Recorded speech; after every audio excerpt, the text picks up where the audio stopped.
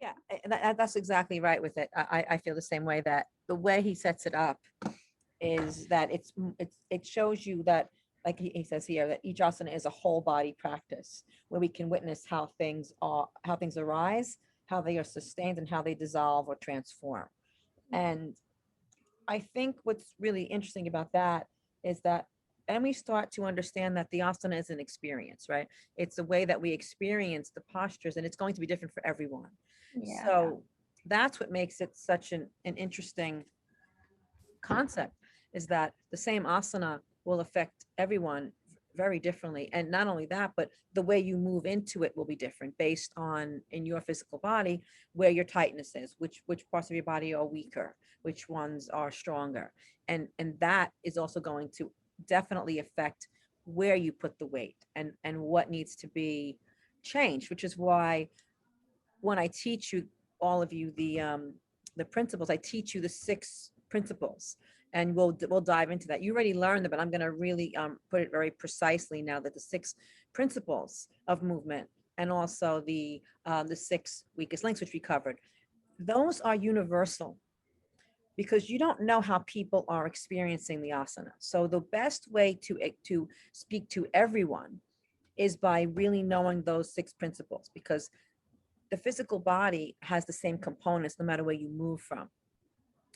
But by understanding where the body needs to be, all starting with Tadasana in every pose that we talked about in the 200 hour, starting with Tadasana in every pose, that's where it all begins. That if your students understand that, you can very easily then move into a a more precise way of movement for them, because your words will speak to everyone, then it'll be more universal.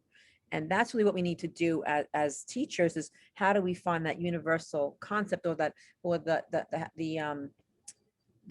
point that is a universal point, I guess is the best way to say it, that everybody will have some kind of success with, that everyone can relate to.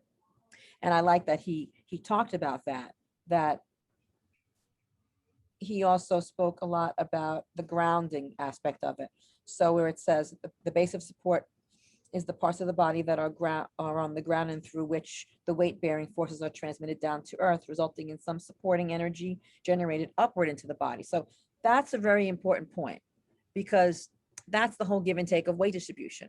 So with weight distribution, if it's too much downward action, that you're just grounding into earth all the time, and there's no lightness, that's going to change a lot of how the body's going to respond, because there needs to be that give and take.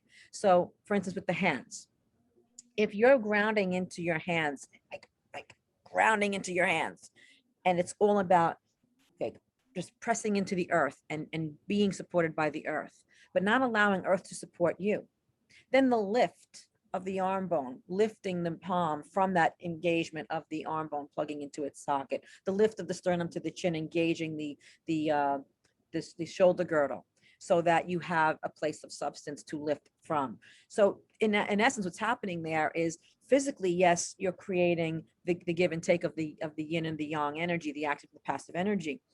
But what is also happening is there's a give and take of earth energy. And by understanding that, when you talk about a posture, it can't just be about the physical aspect of a posture. It also has to be the energetic aspect of it. And that's key right there, that even if you're just sitting and centering, you might see or feel, if you're not thinking about the lightness or the lift of the torso, that you're just sinking, and everything is going down, and then the lower back starts to round, and everything is heavy, and your legs fall asleep. That happens a lot in meditation too, because if you're seated for a long period of time and you're not thinking about the lifting, where many times you'll hear in a class to ground, everyone says ground, ground, ground, but you don't always hear about the opposition of drawing earth energy back up into you. That's key. That's where the balance is going to come from.